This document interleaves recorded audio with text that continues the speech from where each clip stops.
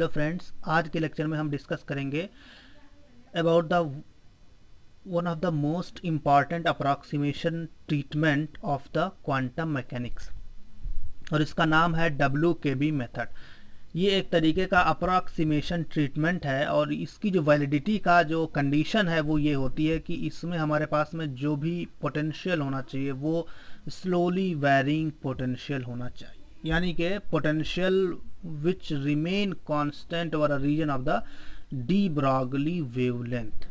तो अगर कोई ऐसा पोटेंशियल है जो इतने रीजन के लिए जिसकी जो ऑर्डर है वो डी ब्रॉगली वेवलेंथ के इक्वल है, वहाँ तक वो कांस्टेंट रहता है, मतलब नियरली अनवेरिंग पोटेंशियल एक तरीके का समझ लीजिए है, तो उस कंडीशन में हम क्या करते हैं, अपना WKB मेथड अप्रॉक्सीमेशन अप्लाई करते हैं।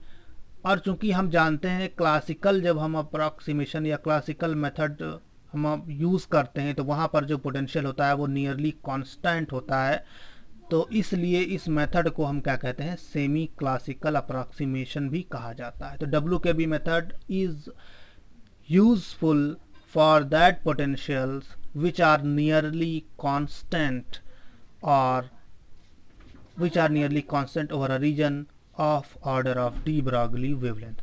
तो ये आपका WKB का कंडीशन होता है। अब हम क्या बात करेंगे कि WKB मेथड में जो फार्मूले यूज़ होते हैं वो कितने टाइप के होते हैं और क्या क्या उनके फॉर्म्स होते हैं। तो सबसे पहले हम बात करेंगे about the first formula which is nothing but potential with no rigid walls. तो इसमें जब आप बात करोगे WKB अप्रॉक्सीमेशन में, तो इसमें आपको एक बहुत ही इंपॉर्टेंट चीज़ ध्यान रखनी है कि रिजिड वाल्स का जो कॉन्सेप्ट है वो समझ में आना चाहिए। रिजिड वाल का मतलब ये है कि हमारे पास में जो वाल्स हैं वहाँ पर पोटेंशियल जो है वो क्या हो जाएगा, इन्फिनिटी हो जाएगा। तो वो एक तरीके का रिजिड वाल की तरीके से एक्ट करेगा, यानी कि इसके अलॉन्ग पार्टिकल तो मूव कर ही नहीं सकता। तो it is just potential, it is just a wall of infinite height, या इसको कह सकते हैं रिजिड वाल हो जाएगा।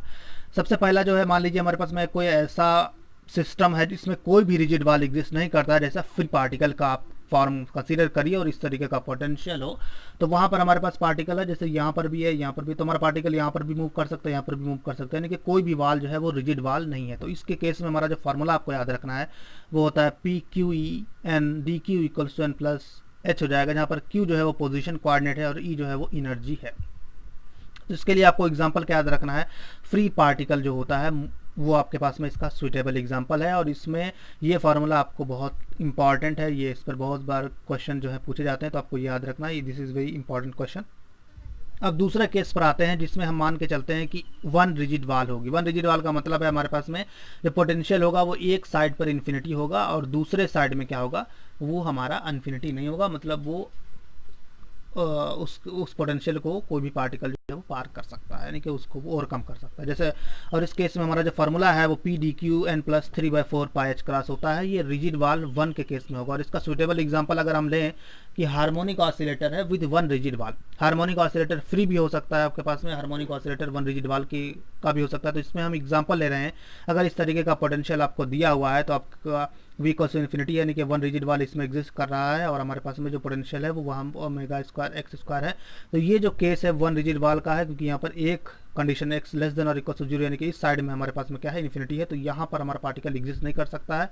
तो इस केस में जो हमारा फार्मूला है वो ये होता है, ये बहुत ही इंपॉर्टेंट केस होता है, इस पर भी बहुत सारे क्वेश्चन जो है बहुत सारे क्वेश्चन आते हैं। और थर्ड जो लास्ट जो है हमारे पास फार्मूला होता है WKB अप्रॉक्सीमेशन का, वो है कि जहाँ पर दोनों तरफ जो है वो रिजिड वाल्स एग्जिस्ट करते हैं। तो इसमें हमारे पास में क्या होगा, जो फार्मूला होगा वो होगा n पाई h क्रॉस। किसी किसी बुक में हमारे पास में n+1 भी लिखा होता है पाई h क्रॉस, तो n+1 वाले में हम n को 0 से लेते हैं, और अगर n पाई h क्रॉस है तो हम n को क्या लेंगे, 1 2 3 से ले लेंगे। बाकी इसका जो एग्जांपल आप देखना चाहो तो पार्टिकल इन अ बॉक्स है, जो हमारा दोनों पोटेंशियल जो है यहाँ पर ये भी इन्फिनिटी है और ये भी हमारे पास में क्या इन्फिनिटी, इसके इन साइड जो है पोटेंशियल हमारा 0, तो पार्टिकल हमारा कन्फाइंड है बिटवीन दीज 2 रिजिड वाल्स। तो उसके लिए कंडीशन क्या होगी, उसके लिए फार्मूला जो होगा वो ये हो जाएगा। तो these are the 3 important basic formulas for the WKB approximation.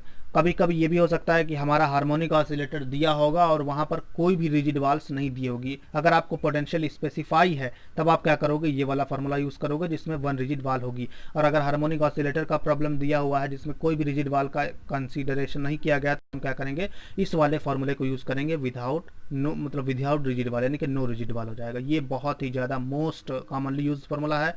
तीनों ही फार्मूले आपको याद रखने पड़ेंगे फॉर 3 डिफरेंट केसेस हो जाएगा। अब हम आते हैं एग्जाम्पल के ऊपर जो कि पूछा गया है CSIR नेट JRF 2018 जून में। ये क्वेश्चन है आपके पास में the nth energy eigen value of one dimensional harmonic oscillator, जिसमें हमारे पास में हैमिल्टोनियन दिया हुआ इस तरीके से, lambda is a positive constant, W K B approximation is proportional to n plus half की पावर 4/3 लैम्डा। इस तरीके से आपके पास 4 ऑप्शन है। अब आपको क्या करना है, इसमें जो करेक्ट ऑप्शन होगा वो आपको फाइंड आउट करना है। तो बेसिकली आपको क्या दिया है, एनर्जी दी रखी है इसमें, और इसमें किसी भी रिजिड वाल का ना तो कोई स्पेसिफिकेशन है और ना ही यहाँ पर कोई भी आपके पास पोटेंशियल स्पेसिफाई किया गया है। तो इसको हम क्या करेंगे, इसको ट्रीट करेंगे विद नो रिजिड वाल्स। तो ये बेसिकली एक क्वेश्चन है वन डायमेंशनल हार्मोनिक ऑसिलेटर का जिसमें कोई भी रिजिड वाल नहीं होती है। और ये जो आपने 3 फार्मूले अभी देखे हैं उनको आप क्वेश्चन के बेसिस पर भी अप्लाई करोगे। अगर पोटेंशियल स्पेसिफाई है तो इट्स वेरी गुड, या तो क्वेश्चन में अगर कह दिया जाएगा वन रिजिड वाल तो आपको क्या करना है, सेकंड वाला फार्मूला यूज़ करना है। नो रिजिड वाल है तो पहला वाला, और 2 रिजिड वाल्स है तो थर्ड वाला आपको फार्मूला यूज़ करना है। तो आपको ये तीनों फार्मूले जो है माइंड में रखने हैं और कौन सा कब यूज़ करना है वो आपको क्वेश्चन से पता चल जाएगा। तो अब इसके लिए जब जैसे हमने मान लिया कि नो रिजिड वाला है तो उसके लिए क्या करोगे आप, px dx n plus half पाई एच क्रॉस यूज़ करोगे, n की वैल्यू 0.2 हो जाएगी। अब बेसिकली आपको दे रखा है हैमिल्टोनियन है, it is nothing but total energy of a system हो जाएगी हमारे पास में। तो हमने क्या किया, E=p² 2m प्लस का लैम्डा x की पावर 4। हमने यहाँ से मोमेंटम निकाल लिया क्योंकि हमें क्या चाहिए, मोमेंटम चाहिए, तो हमने इसको इस तरीके से लिख लिया। अब क्या करेंगे, ये वैल्यू इस इक्वेशन में उठा के रख देंगे तो हमारे पास में आ जाएगा 2m √e minus lambda x की power 4 equals to n plus half of pi h cross हो जाएगा। अब क्या करोगे, यहाँ से √2m और e जो है कॉमन ले लोगे तो e जो कॉमन ले लोगे तो लैम्डा अपॉन e हो जाएगा x की पावर 4। और हम चूंकि चाहिए क्या है कि इसमें हमारे पास में अप्रॉक्सीमेशन इज प्रोपोर्शनल टू का सिंबल चाहिए, तो प्रोपोर्शनलिटी का हम लोग कॉन्स्टेंट लेंगे यहाँ पर। तो हमने प्रोपोर्शनलिटी ले लिया, बाकी जो मास है वो भी कॉन्स्टेंट ही है, पाई एच क्रॉस जो भी है वो भी कांस्टेंट ही है। तो हमने क्या किया, बेसिकली इन सबको कांस्टेंट प्रोपोर्शनलिटी में ले लिया, बचेगा सिर्फ n प्लस हाफ। और अब हमने क्या करेंगे, इसको लैम्डा बाई ई को इसको सॉल्व करने के लिए सिंपली हमने लैम्डा बाई ई की पावर 1/4 और एक्स का होल की पावर 4 ले लिया और इसको हमने टी मान लिया। तो ये हो जाएगा this is nothing but gist. तो ये हमारे पास हो जाएगा √1 माइनस टी की पावर 4 dt। और इसमें ना तो कोई एनर्जी का टर्म है ना तो लैम्डा का टर्म है, तो this is nothing but it's just a constant हो जाएगा हमारे पास में। तो हमने क्या किया, ई बाई लैम्डा की पावर 1/4 कॉमन ले लिया। अब ये भी कांस्टेंट होगा तो ये भी प्रोपोर्शनलिटी कांस्टेंट में चला जाएगा नेक्स्ट सिस्टम में। तो हमारे पास बचेगा, इसको अगर सॉल्व करोगे तो ई की पावर 3/4 और ये हो जाएगा लैम्डा की पावर 1/4। इसको लैम्डा को इस साइड में ले आएंगे इस इक्वेशन से, तो ये हो जाएगा 1 प्लस हाफ हो जाएगा। अब हम क्या करेंगे, 4/3 की पावर इस पर अगर हम रेस करेंगे तो हमारे पास हो जाएगा E directly proportional to n plus half 4/3 और लैम्डा की पावर 1/3। तो ये आपके पास में क्या हो जाएगा, रिक्वायर्ड आंसर हो जाएगा। तो इसमें कौन सा ऑप्शन होगा आपके पास में, n प्लस 1 की पावर 4/3 और लैम्डा की पावर 1/3। तो ये आपका करेक्ट आंसर हो जाएगा। तो आपको क्या करना है, बेसिकली जो क्वेश्चन दिया है, जिस तरीके का क्वेश्चन पूछा गया, 1 रिजिड वाल है, 2 रिजिड वाल है या 0 रिजिड वाल है, तो उसके बेसिस पर वो वाला फार्मूला आपको अप्लाई करना है और वहां से आपको क्या करना है, एक रिलेशनशिप या तो फाइंड आउट करना होगा या तो आपको कभी कभी तो बिल्कुल प्योर सोल्यूशन आपसे फाइंड आउट करते हैं, मतलब मांग देते हैं, तो वो आपको सॉल्व करना है। तो ये है this is all about WKB approximation. अगर आपको कोई भी डाउट है तो आप हमारे कमेंट बॉक्स में कमेंट कर सकते हैं, और अगर आपको ये वीडियो पसंद आया तो please like share and subscribe and hit the bell icon for more updates. Thanks for watching.